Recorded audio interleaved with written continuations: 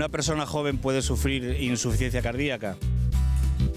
Hoy resolveremos esta y otras muchas cuestiones relacionadas con la insuficiencia cardíaca. Nuestro doctor nos explicará cuáles son las causas, su tratamiento, sus síntomas. Haremos una visita también al gimnasio para saber qué beneficios tiene el ejercicio cardiovascular y nuestro traumatólogo nos contará en qué consiste una patología con un nombre muy curioso, el codo de tenista. Comenzamos en Medicina Televisión.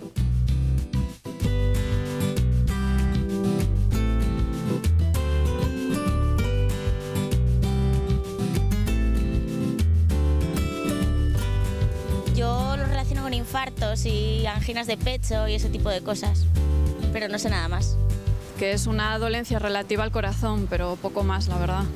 Bueno, la insuficiencia cardíaca supongo que viene fundamentalmente derivado por sobrepeso, por colesterol, hay muchas circunstancias que pueden afectar al corazón y tener un problema de riego y tener una deficiencia en su funcionamiento, ¿no? Muy buenas, Óscar, bienvenido. Gracias, Carmen, una vez más con todos vosotros.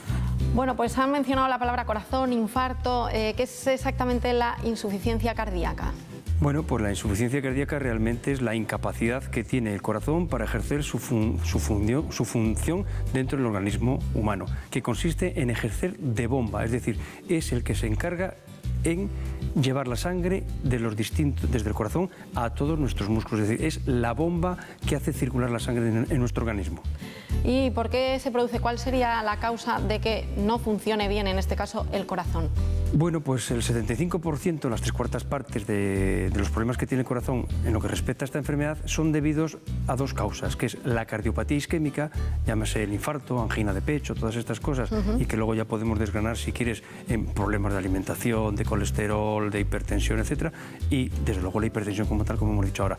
Eso cubre el 75% de las causas, es decir, el infarto cardíaco, la isquemia miocárdica, aunque no llega a ser un infarto, pero que hay falta de riego, y la hipertensión arterial. Eso es la mayor parte de las ocasiones el origen de la enfermedad. Ajá. Luego, ¿qué ocurre? Que el corazón tiene sus mecanismos compensatorios que en principio intentan mantener la función del corazón como bomba, pero esos mecanismos compensatorios, como norma general, seguimos agrediendo a nuestro corazón con múltiples causas por ahí, como por ejemplo más sobrepeso, diabetes, etcétera, etcétera, etcétera. Esos mecanismos compensatorios muchas veces a la larga acaban deteriorando aún más la función de bomba que tiene el corazón. Muy bien, Óscar. Vamos a completar, si te parece, toda esta información, esta pequeña información que nos has dado tú, con más cosas relacionadas quizás con síntomas, con los tratamientos, que nos lo puede contar muchísimo mejor un cardiólogo.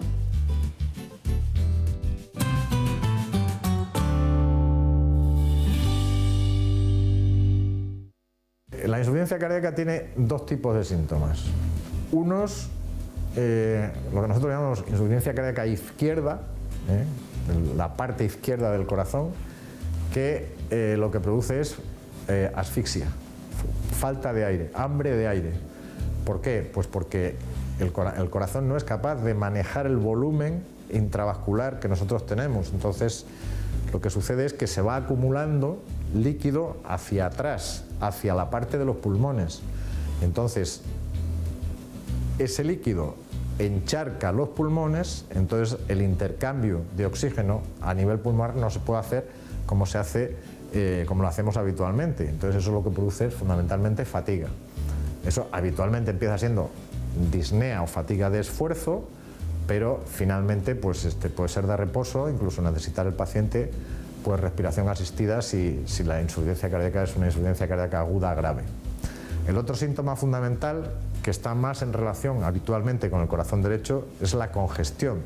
Sobra líquido, entonces pues el líquido se acumula no ya en el pulmón, que sería el responsable del corazón izquierdo, sino pues en las piernas, en el hígado, incluso en la tripa. Se puede tener ascitis, líquido libre dentro de la tripa, y esos son más síntomas de insuficiencia cardíaca derecha. El diagnóstico de insuficiencia cardíaca es un diagnóstico quizá un poco más complejo, sobre todo el de la insuficiencia cardíaca izquierda, pero a veces, pues sobre todo en cierto tipo de pacientes, el paciente viene refiriendo fatiga, refiriendo disnea, pero no sabemos muy bien si es de origen cardiológico o es de origen pulmonar.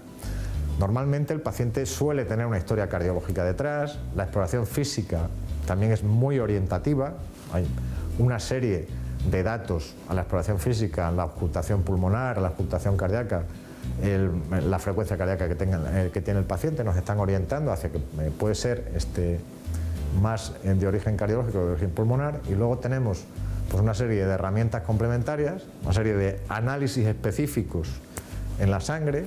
Bueno, pues hay una cosa que se utiliza de rutina en los hospitales prácticamente, que es la determinación de BNP, que es el péptido natriurético auricular, que nos da idea de si el paciente está o no está en insuficiencia cardíaca.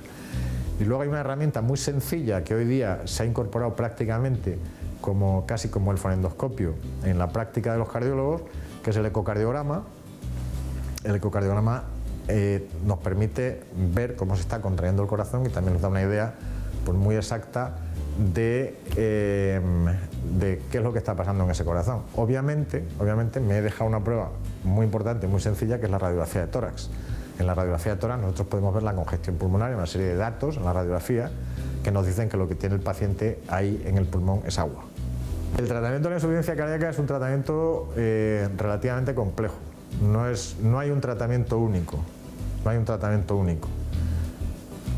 Hay parte de los fármacos que utilizamos que están orientados fundamentalmente a mejorar pues la sintomatología del paciente, por ejemplo los diuréticos. Si a mi paciente le está sobrando líquido, voy a intentar que el paciente expulse más líquido. ¿Cómo lo voy a hacer? Pues con diuréticos. Hay otros pacientes como son los vasodilatadores, lo que se conocen los IECAS o ARA2, que son fármacos que van a producir no solo alivio sintomático en un medio o largo plazo, sino además van a mejorar la supervivencia. Hay otro grupo de fármacos que son los betabloqueantes, que también van a mejorar la supervivencia de los pacientes. Y además de estos fármacos, de algunos grupos de fármacos, pues incluso se dispone para insuficiencias cardíacas muy avanzadas, pues antes hemos hablado del trasplante cardíaco, pero incluso pues ahora tenemos máquinas que pueden suplir la función del corazón temporalmente, o incluso pues corazones artificiales, entre comillas, que pueden ser utilizados como terapia de destino, es decir, no ya como un puente, por ejemplo, el paciente está muy malo y le pongo una máquina, una asistencia, para ver si llega a un corazón y le puedo trasplantar, ¿no? Ya incluso pues, se ponen asistencias como terapia de destino, como terapia definitiva del paciente. Pero insisto, son los casos más extremos de insuficiencia cardíaca. Pero vamos, habitualmente, medidas higiénico-dietéticas, restricción de sal muy importante. Paciente, es una enfermedad también de autocuidado, el paciente tiene que aprender a convivir con la enfermedad, pesarse todos los días para ver el líquido que ha ganado, en algunos casos restricción hídrica, y los fármacos que hemos comentado. Por supuesto, el peso también es muy importante en la insuficiencia cardíaca, el hacer un poco de ejercicio en la medida de las posibilidades del paciente. Todo esto contribuye a que la sintomatología del paciente y el pronóstico del paciente sea mejor. Una duda que me surge es si un infarto es consecuencia de una insuficiencia cardíaca o es si la insuficiencia cardíaca tiene como consecuencia un infarto. Vamos a aclararlo quizás un poquito. Venga. Vamos a ver. El corazón, digamos que es una bomba más o menos con forma de pera, donde tiene una serie de cámaras y una serie de válvulas dentro. Entonces, ¿qué ocurre? Entra la sangre. Para que entre la sangre, el corazón tiene que dilatarse, tiene que abrir, ¿no? Entonces, primer problema que tengo con la insuficiencia cardíaca, puede que tenga un problema de que el corazón no dilate bien, con lo cual la sangre que me va a venir para llenarme el corazón y que luego la impulse, pues resulta que no es la suficiente como para mantener en condiciones normales el estado de riego de mi organismo. Otra causa muy sencilla, al revés, no es que el corazón no abra para que se llene de sangre, podemos tener un problema que es que el corazón no sea capaz de apretar para impulsar la sangre, ¿no? ¿Qué ocurre? Que volvemos a lo mismo, el corazón, digamos, aprieta poco y no es capaz de sacar toda la sangre que tiene en su interior para regarme todos nuestros órganos. Por ponerte un ejemplo y contestándote a tu pregunta. Si yo lo que tengo es que una parte de mi corazón la tengo muerta, entre comillas, por un infarto, ¿qué ocurre? Que no tengo suficiente fuerza como para sacar la sangre que tengo dentro. Por tanto, si yo tengo un infarto, quiere decir que un porcentaje mayor o menor de ese músculo que es el corazón le tengo averiado y no me funciona, pues quiere decir que esta sangre no circula la que tiene que circular, es decir, de X mililitros que tienen que salir por aquí no salen y al final se quedan dentro y hace que tenga insuficiencia cardíaca, porque no es capaz de mandarme, por un ejemplo, en reposo, los 5 litros que me tiene que mandar de sangre al minuto que me manda un corazón normal. En reposo bombea 5 litros. Si yo tengo una parte del corazón que no es capaz de bombear, pues en vez de 5 igual me está bombeando 4 o 3,5, porque lo otro lo que hace es quedarse ahí, porque no es capaz de estrujar para que salga totalmente la sangre, sino que, digamos, hace una contracción de este tipo, ¿no? Bien, digamos que esa es la base de lo que es la insuficiencia cardíaca, que puede ser porque tengo problemas para dilatar, porque tengo problemas para impulsarlo o porque las válvulas que tengo dentro no funcionan adecuadamente. Entonces, lo que hago es mandar la sangre de arriba a abajo, de abajo a arriba, sin que salga por la arteria aorta, que es por donde tiene que salir, para regar todo el organismo. Bueno, ¿qué es lo que me avería eso? Pues uno es la cardiopatía isquémica, como hemos dicho, es decir, el infarto. ¿Y por qué tengo un infarto? Pues entre otras cosas, por genética que me puede venir, por un colesterol elevado, por una hipertensión mantenida. Una hipertensión mantenida quiere decir que he estado durante años y años forzando a mi corazón a latir a unas presiones muy elevadas. Digamos que esto es como llevar el coche con el pedal abajo, ¿no? Es decir, una hipertensión para el corazón es como llevar el coche con el pedal abajo todo el rato. Estoy forzando el motor y antes o después, con perdón de la expresión, el motor casca. Y en este caso, casca el corazón. Es decir, el corazón llega a un momento donde ya no tiene suficiente fuerza como para hacer andar esa sangre por el resto de mi organismo, ¿no? Entonces, una vez que ya tengo establecida la insuficiencia cardíaca, cuyo primer síntoma en muchas ocasiones es una tos nocturna, una tos de decúbito, un paciente que viene diciendo, es que me meto en la cama y empiezo con y no para de toser, y me pongo un par de almohadas y dejo de toser. Puede ser un primer síntoma, tos nocturna. Pero como bien ha dicho nuestro cardiólogo, un síntoma muy clásico es una persona que de repente está acostumbrada a hacer un determinado ejercicio y que de repente o más lentamente ve que ese ejercicio no puede hacerlo. Y dice, hombre, yo todos los días me daba un paseo por el tal sitio que tiene una cuesta y es que llevo una temporada que realmente me cuesta mucho subir sin que tenga ningún motivo aparente para que me pase. Entonces, digamos que esos serían unos estadios iniciales de la insuficiencia cardíaca. Entonces, entre ese estadio de la tos nocturna como único síntoma o el gran esfuerzo, es que antes subía al 6º y ahora me tengo que parar 2 veces porque no llego, entre el 1 y el estar con síntomas en reposo, es decir, con fatiga en reposo, como si estuviese corriendo y resulta que lo que estoy sentado en una cama o sentado en una silla, por el medio tenemos todo. Es la graduación que los médicos utilizamos, es decir, cuando hay pocos síntomas o cuando son síntomas severos. Y luego por el medio, pues hay síntomas a veces al caminar o síntomas solo, por ejemplo, en subir cuestas. Bueno, nosotros esos son una graduación que tenemos para saber cuál es la gravedad de la enfermedad. Bien. Como casi siempre en medicina, esto viene acompañado de otras cosas, es decir, tengo la tensión alta, tengo los lípidos, es decir, los colesteroles altos, estoy obeso, con lo cual ya supone una sobrecarga, es decir, si yo tengo un corazón que le tengo sobrecargado y además le meto 30 kilos encima, pues lógicamente volvemos al coche. Si yo voy con el pedal abajo y encima llevo el maletero lleno y 5 ocupantes, pues el motor va a sufrir mucho más, ¿no? Es decir, que todo al final es lo mismo. ¿Qué es lo que tenemos que hacer?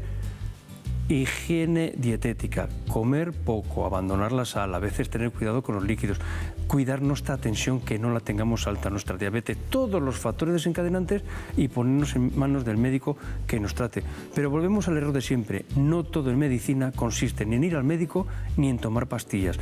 Hay muchas cosas que las tiene que hacer el paciente. Yo tengo pacientes con insuficiencia cardíaca que están tremendamente obesos y yo a veces les digo que yo no puedo acercarme a la dieta por ellos, claro. La dieta la tienen que hacer ellos.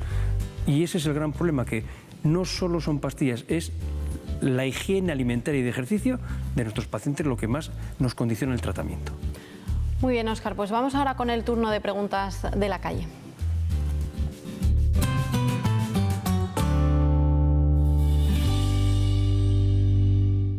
¿Una persona joven puede sufrir insuficiencia cardíaca?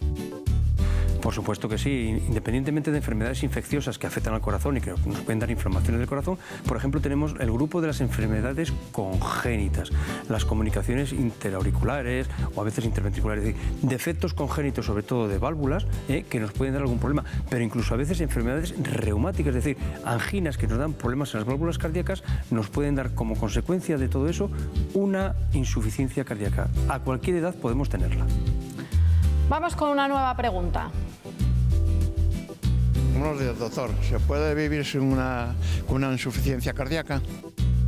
Con una insuficiencia cardíaca se puede vivir, sobre todo dependiendo del grado. Tenemos 4 grados que son grados funcionales, desde el que tiene síntomas en reposo, que sería un grado 4, el más severo, hasta el que tiene síntomas solo en ejercicio moderado e intenso, que sería un grado 1. Por supuesto que se puede vivir. El problema es que vamos avanzando de un grado a otro hasta llegar al 4, y muchas veces es porque no ponemos suficiente cuidado en nuestro cuidado personal con el tema de la dieta y el ejercicio y nuestro sobrepeso. Y vamos con otra pregunta. ¿Quien padece insuficiencia cardíaca tiene que comer sin sal? Como norma general, sí, por una sencilla razón. La insuficiencia cardíaca, dependiendo del grado que tengamos, lo que hace es acumularnos líquidos en nuestro cuerpo. Como bien ha dicho el doctor antes, nos lo acumulan en el pulmón y nos da un edema y, por tanto, nos viene la tos y la fatiga. Donde va la sal, está claro que va el agua. Por tanto, si metemos sal, la sal nos va a retener más agua en nuestro organismo y aumentaremos nuestra insuficiencia cardíaca. Se nos hincharán los tobillos y nos entrarán más tos por la noche. Eso quiere decir que nos estamos descompensando. Por tanto, la restricción de la sal es lo primero que hay que hacer en una insuficiencia cardíaca. Y continuamos con más preguntas. ¿Cómo puedo ayudar a alguien con insuficiencia cardíaca? Pues bueno, se le puede animar de muchas formas. Quizás la fundamental es apoyarle en esas cosas que el paciente tiene que hacer. Si nos damos cuenta, el tema de la insuficiencia cardíaca, como norma general, suele afectar más bien a personas mayores, a partir de los 65. Es de las primeras causas de ingreso o la primera causa de ingreso hospitalario, una descompensación de insuficiencia cardíaca. ¿Cómo podemos ayudarle? Haciendo que cumpla la parte que le corresponde al paciente. Porque las pastillas y esas cosas son cosas nuestras, y las revisiones, y las radiografías, y los electrocardiogramas. Pero a mí lo que más me preocupa como el médico no es lo que yo tengo que hacer. A mí lo que me preocupa es lo que hacen mis pacientes, que ya sé que a veces no soy capaz de transmitirles la importancia que tiene la parte de ellos, no la mía. Lo más importante es lo que ellos hagan con su vida y con sus hábitos dietéticos y de ejercicio, tanto o más como la parte que pueda proporcionarles yo con los medicamentos. Y una última pregunta. ¿Es frecuente la insuficiencia cardíaca? Tremendamente frecuente, sobre todo en personas mayores y más en hombres, porque tenemos la mala costumbre de castigar a nuestro corazón con tabaco, con obesidad, con diabetes y con una serie de problemas que no debiéramos tener o tener muy controlados, ¿no? Entonces es muy frecuente, como hemos dicho antes, hasta a partir de los 65 años aproximadamente.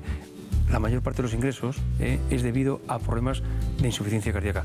Pero a partir de los 65 años, probablemente entre un 10-20% de la población empieza a tenerlo, y sobre todo cuando llegamos a los 80 años sigue en aumento este síndrome. Óscar, pues vamos a resumir toda la información que has dado en el programa de hoy. Bueno, pues vamos a hablar un poquito de la insuficiencia cardíaca, a hacer un resumen como hacemos en todos los programas. Consiste en que el corazón tiene menos capacidad de la que debiera como bomba para ejercitar su función, que es distribuir la sangre por todo nuestro organismo. Habitualmente puede aparecer una dificultad para hacer ejercicio físico, sobre todo ese ejercicio físico que antes hacíamos muy bien y que nos costaba y ahora ya nos resulta imposible. El caminar sigue avanzando, incluso a veces el andar por llano sin ningún tipo de esfuerzo nos puede resultar costoso. Y en algunas ocasiones notará que se fatiga, no me entra el aire. En muchas ocasiones también va acompañado de edemas, es decir, de que se me hinchan las piernas, por poner un ejemplo. En la actualidad, las causas más frecuentes, como hemos dicho a lo largo del programa en varias ocasiones, es el infarto de miocardio y la hipertensión arterial.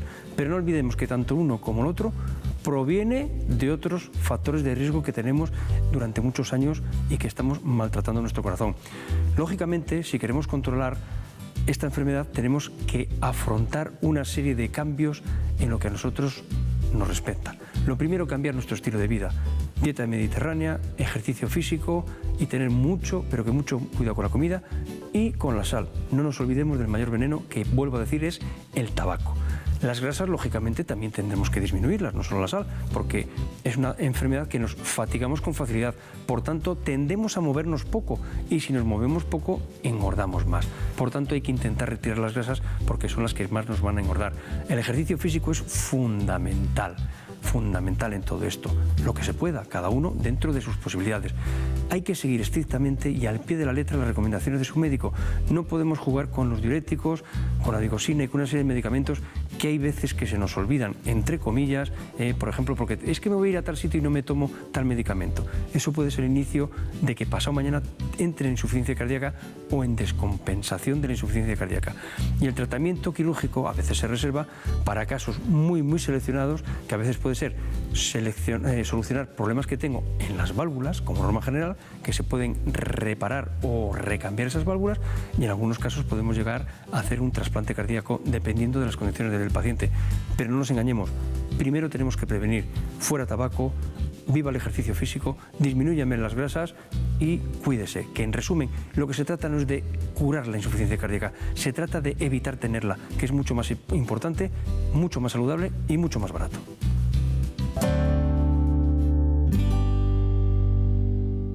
El codo de tenista, o llamado epicondilitis propiamente, es la inflamación de la inserción de los músculos que van desde el antebrazo hacia el codo.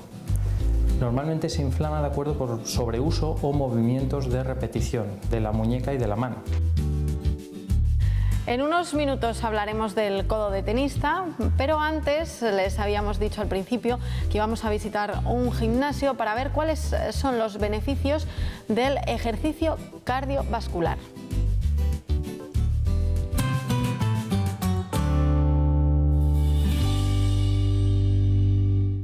Nos encontramos en una sala típica de cardiovascular, con elementos pues, para correr, para montar en bicicleta, subir escaleras. ¿Qué tienen en común todas estas maquinarias? Pues sirven para desarrollar el sistema cardiopulmonar. Es una característica, una cualidad del deportista, que lo que hace es que mejora su capacidad atlética en función de su resistencia, porque se trabaja el sistema circulatorio, que hace que es el que transporta el oxígeno a los músculos. Esto hace que la resistencia aumente. Para ello el trabajo tiene que ser un trabajo a unas pulsaciones determinadas, tiene que ser un régimen aeróbico, no puede ser anaeróbico. Para ello pues, la intensidad tiene que ser baja y el ejercicio debe de ser prolongado en el tiempo. Beneficios que aporta esto a nivel de corazón: bueno, pues las paredes del corazón se fortalecen, las cavidades del corazón se agrandan, y esto permite que el corazón bombee más sangre por pulsación. También el aparato respiratorio se desarrolla teniendo más capacidad de intercambio gaseoso en los alveolos pulmonares, y también lo que hace es que aumenta la capilarización, con lo cual llega más oxígeno a la musculatura, que es la que nos permite movernos. Bueno, ha dicho ejercicio que haga que el corazón bombee mucho. Estamos pensando todos, pues eso, el ciclismo, el correr.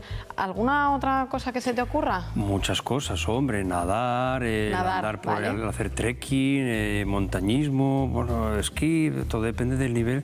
Vamos a ver, los ejercicios son cardiosaludables o no cardiosaludables dependiendo de la intensidad, no del ejercicio. Es decir, yo puedo tener un ejercicio muy poco cardiosaludable si estoy en una bicicleta haciendo lo que no debo hacer, que es ir demasiado deprisa, y puedo tener un ejercicio muy cardiosaludable si estoy andando por una montaña así de empinada. ¿Por qué? Pues porque depende de la velocidad a la que vaya, seré capaz de tener un ejercicio cardiosaludable o de estar forzando al corazón, lógicamente. Muy bien, bueno, y como habíamos dicho también al principio del programa, les vamos a hablar de una patología pues con un nombre muy curioso, poco común: codo de tenista. Yo no tengo ni idea de qué es, así que nos lo cuenta el especialista.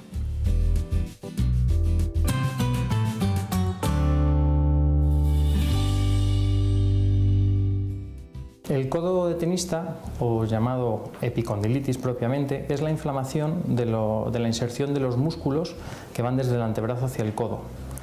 Normalmente se inflama de acuerdo por sobreuso o movimientos de repetición de la muñeca y de la mano.